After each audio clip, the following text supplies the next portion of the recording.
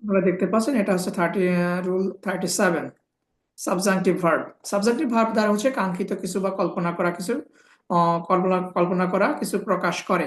এটা হচ্ছে subjunctive verb. আমরা যদি পজিটিভ ভার্বের সঙ্গে মিল করে একটু মনে রাখার চেষ্টা করি, পজিটিভ ভার্ব,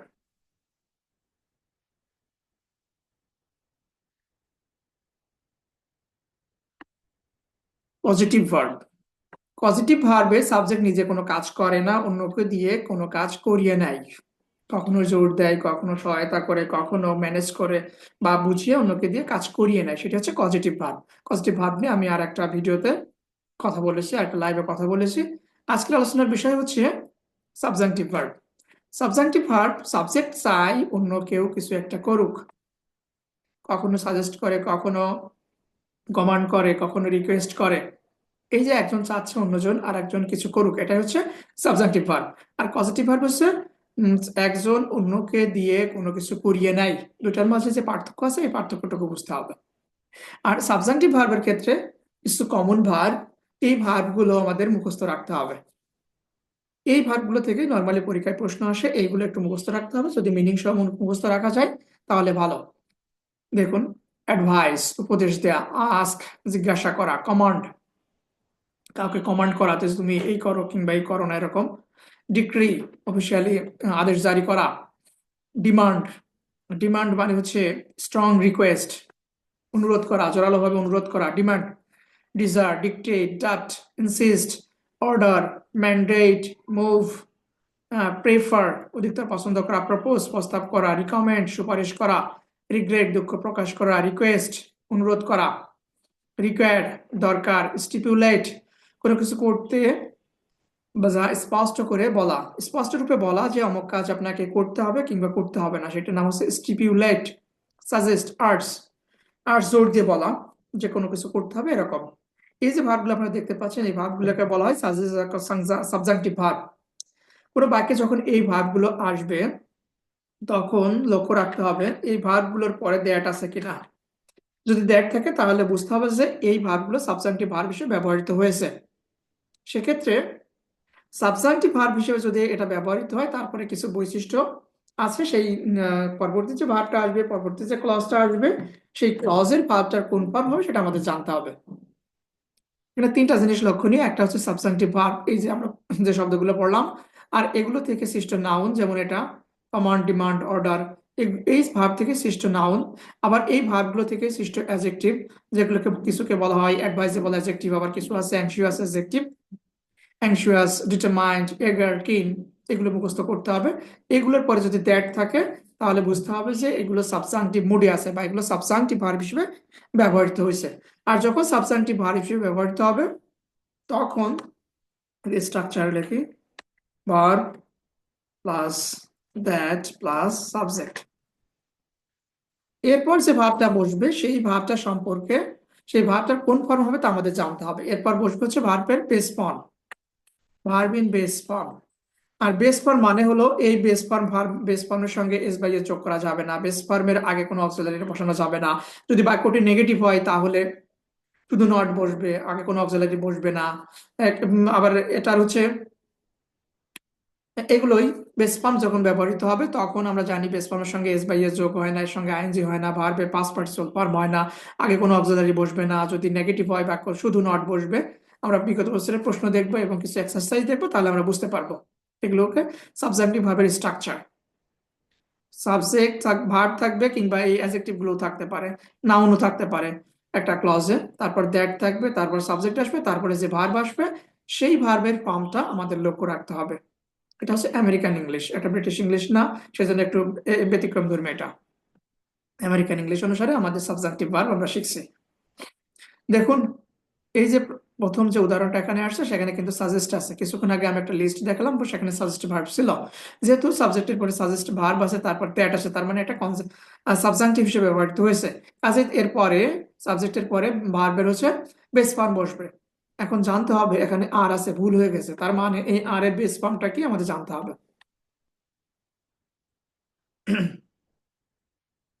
আমরা যদি বি ভার্বের কয়টা ফর্ম দেখি তাহলে বুঝবো। B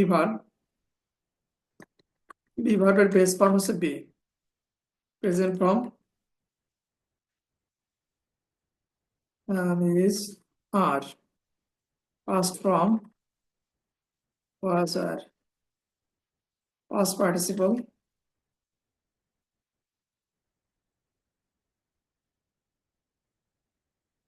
been, ing form been। এখানে পাঁচটা ফর্ম বলা হয়েছে আইএনজি ফর্ম, এটা পাস্ট পার্টিসিপল। এটা আমাদের নিয়মটা হচ্ছে সাবজেক্টিভ ভার্বে ভার্ব ইন বেস ফর্ম বসবে, ভার্ব ইন বেস ফর্ম বসবে। তার মানে এখানে আর বসায় ভুল হয়েছে, কারণ আর হচ্ছে প্রেজেন্ট ফর্ম, আর আর এর বেস ফর্ম হচ্ছে বি, তার মানে এখানে বি বসালে সঠিক। পরবর্তী যে উদাহরণটা দেওয়া আছে, দ্য বোর্ড রিকমেন্ডস। কিছুক্ষণ আগে যে লিস্টটা আমি বললাম, যে লিস্টের কথা যে মুখস্থ করতে হবে, সেই লিস্টে এই রিকমেন্ড ভার্বটা ছিল। যেহেতু এটা রিকমেন্ড একটা ভার্ব, ওই লিস্টের প্লাস দ্যাট আছে, তার মানে এটা সাবজাংটিভ ভার্ব। কাজে এরপরে ভার্বের বেস ফর্ম বসবে। আর বেস ফর্ম মানে ভার্বের সঙ্গে এস বা ইয়ে যোগ করা যাবে না। এখানে এই প্রথম এই উদাহরণটাতে ভার্বের সঙ্গে এস যোগ হয়, ভুল হয়ে গেছে। সঠিক উত্তর হবে এর সঙ্গে কোনো কিছুই যোগ হবে না, যদিও he third person singular number. পরবর্তী প্রশ্ন, প্রপোজাল। আমরা জানি যে আমাদের কিছুক্ষণ আগে যে আলোচনা ছিল, সেই আলোচনার মধ্যে ছিল এই ভার্বটা, প্রপোজ ভার্ব ছিল, তার থেকে সৃষ্ট নাউন হচ্ছে প্রপোজাল।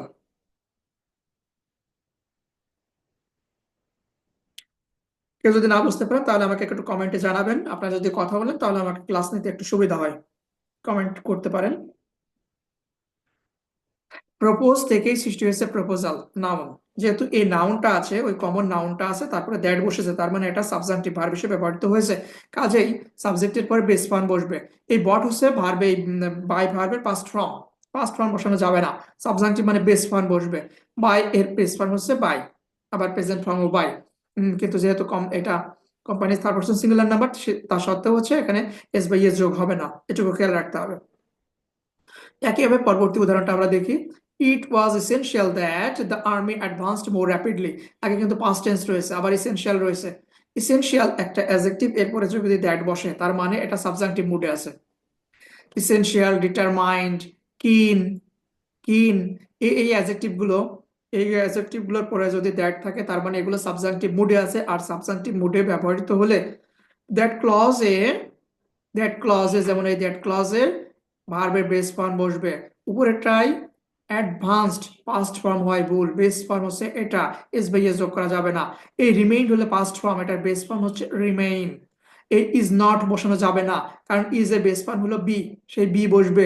আর নটটা বসবে হচ্ছে সেই বেস ফর্মের আগে। যদি বাক্য নেগেটিভ হয়, নট বসবে বাক্য নেগেটিভ ফর্মের আগে, সরি, নট বসবে বেস ফর্মের আগে, লক্ষ্য রাখতে হবে। এগুলো হচ্ছে সাবস্টান্টিভ ভার্বের রুল। রিকোয়েস্ট, রিকোয়েস্ট হচ্ছে সাবস্টান্টিভ ভার্ব, মুখস্থ করতে হবে। আমি কিছুক্ষণ আগেই বলেছি, এই ভার্বগুলো মুখস্থ না করলে এটা মনে থাকবে না, মুখস্থ করতে হবে। রিকোয়েস্ট সাবস্টান্টিভ ভার্ব, তারপরে দ্যাট বসেছে, তার মানে এটা সাবস্টান্টিভ মুডে আছে। এই জন্য কি হচ্ছে, এখানে ইজ বসানো যাবে না, ইজ হচ্ছে প্রেজেন্ট ফর্ম, আমাদের বসাতে হবে বেস ফর্ম। বেস ফর্ম হলো বি, যেহেতু বাক্যটা নেগেটিভ, এই ভার্বের পূর্বে বা ভার্বের বেস ফর্মের পূর্বে নট বসবে, লক্ষণীয় এটা। এখন আমরা দেখব বিগত বছরের যে বিভিন্ন পরীক্ষায় আসছে সেই প্রশ্নগুলো। Fill in the blanks with appropriate word. The doctor suggested that, আমরা জানি সাজেস্টেড দ্যাট হলো সাবজেক্টিভ ভার্ব। কাজেই এই সাবজেক্টের পরে হচ্ছে ভার্বের বেস ফর্ম বসবে। বেস ফর্ম কোনটা আমাদের দেখতে হবে। এই লস্ট হচ্ছে নাউন, ক্ষতি, এই লস্ট মানে ক্ষতিটা নাউন। এই লস্ট হচ্ছে লস ভার্বের পাস্ট ফর্ম বা পাস্ট পার্টিসিপল ফর্ম, এটা হবে না।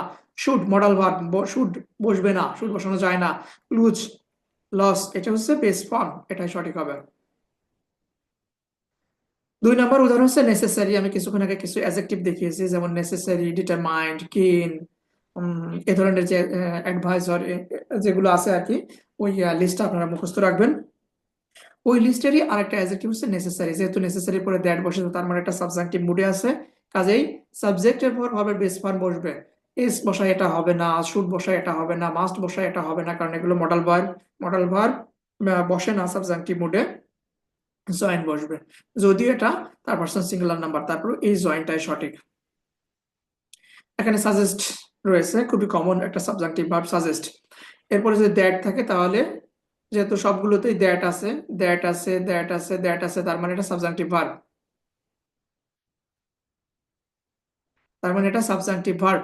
যেহেতু সাবজেক্টিভ ভার্ব হিসেবে ব্যবহৃত হবে, তাহলে শুড হবে না, এখানে পাস্ট পার্টিসিপল হবে না, এখানে ভার্বের বেস ফর্ম আছে, এটাই সঠিক। প্রশ্ন নাম্বার 4 নম্বরে বলা আছে identify the wrong part of the sentence. সেন্টেন্সের কোথায় ভুল হয়েছে সেইটা আমাদের খুঁজে বের করতে বলা হচ্ছে। আই স্ট্রংলি সাজেস্টেড দ্যাট, যেহেতু সাজেস্ট দ্যাট আছে সাবজেক্টিভ ভার্ব, যেহেতু নাই এদের পড়বে ভার্বের বেস ফর্ম বসবে, কিন্তু এখানে থার্ড পারসন সিঙ্গুলার নাম্বার হয় এস বাই এস যোগ বসেছে, এজন্য ভুল। অপশন গ তে ভার্বের সঙ্গে এস বাই এস যোগ হয় ভুল হয়েছে, কারণ এটা সাবজেক্টিভ ভার্ব, সাবজেক্টিভ ভার্ব হচ্ছে বেস ফর্ম বসে। আমরা জানি বেস ফর্মের সঙ্গে ভার্বের সঙ্গে এস বাই এস যোগ হয় না। Which sentence is not correct, মানে কোনটি ভুল সেটা বের করতে বলা হচ্ছে। I want that he go, want এখানে সাবজেক্টিভ ভার্ব হিসেবে ব্যবহৃত হয়েছে, এজন্য হচ্ছে হির পরে গো বসবে, এটা সঠিক, গোজ বসানোর প্রয়োজন নাই। I want him to go, এখানে ওয়ান্ট এর পরে দ্যাট বসেনি, তার মানে এটা সাবজেক্টিভ ভার্ব নয়। সাবজেক্টিভ ভার্ব না থাকলে ওয়ান্ট যেহেতু ট্রান্সিটিভ ভার্ব, তারপরে অবজেক্ট বসেছে, তারপরে একটা ভার্ব আসলে টু বসবে, এটাও সঠিক। ওয়ান্ট হিম টু গো এটা সাবজেক্টিভ ভার্বের স্ট্রাকচারে পড়েনি, ওয়ান্টের পরে একটা বসলে টু বসে, সেই নিয়মে সঠিক এটা। হি প্রেফার দ্যাট, প্রেফার সাবজেক্টিভ ভার্বের লিস্টে আছে, এই প্রেফারটা হচ্ছে এখানে সাবজেক্টিভ ভার্ব, তারপর দ্যাট, তারপরে বেস ফর্ম বসেছে, ঠিক আছে, কিন্তু অপশন খ ভুল। কারণ হলো ওয়ান্ট হলো সাবজেক্টিভ ভার্ব হিসেবে ব্যবহৃত হয়েছে, তারপরে দ্যাট বসেছে, হি ওয়ান্ট দ্যাট। হি গোজ অর্থাৎ হি এরপর ভার্বের সঙ্গে এস বাই এস যোগ হয়, অপশন খ ভুল।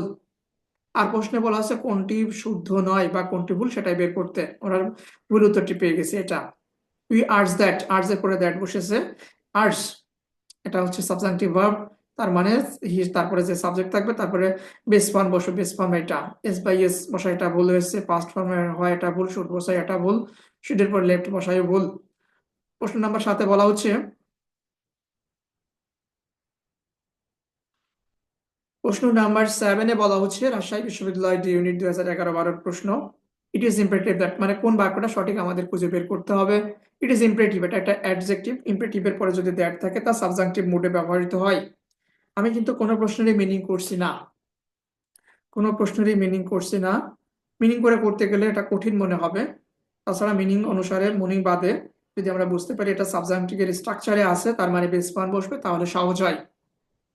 ইম্পারেটিভ দ্যাট তার মানে একটা সাবজেক্টিভ মুডে আছে, কাজেই ইউ এর পর বা সাবজেক্টের পর বেস ফর্ম বসবে। Is am is are present form, এটা হবে না।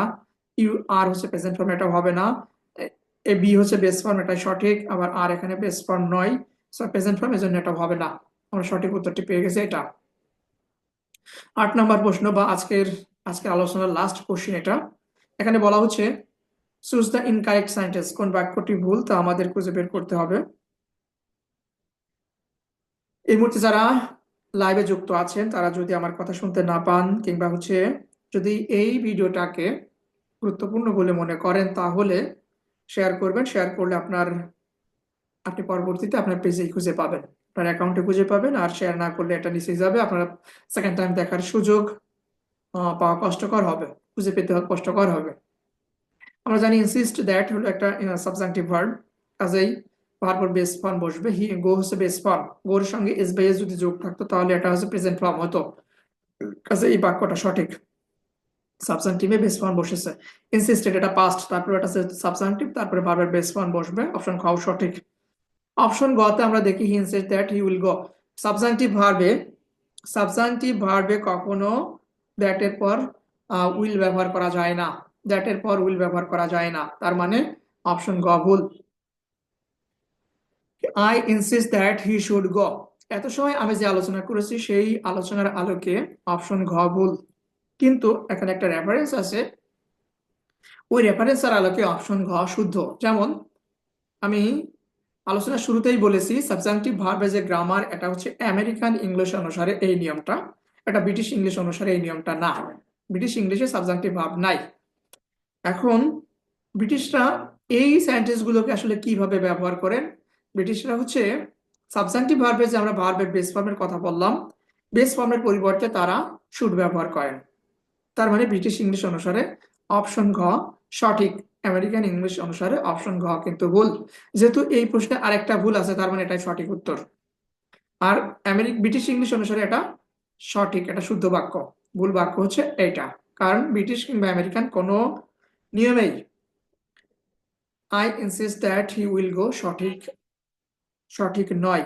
দুইটা আমাদের ব্রিটিশ আমেরিকান এবং ব্রিটিশ দুইটা তাদের দুইটা নিয়মেই অপশন গ ভুল, কিন্তু এটা ব্রিটিশ ইংলিশ অনুসারে সঠিক। ব্রিটিশ ইংলিশে বেস ফর্মের পরিবর্তে শুড ব্যবহার করে ব্রিটিশরা। আশা করি সবাই বুঝতে পেরেছেন। ভিডিওটি দেখার জন্য সকলকে ধন্যবাদ।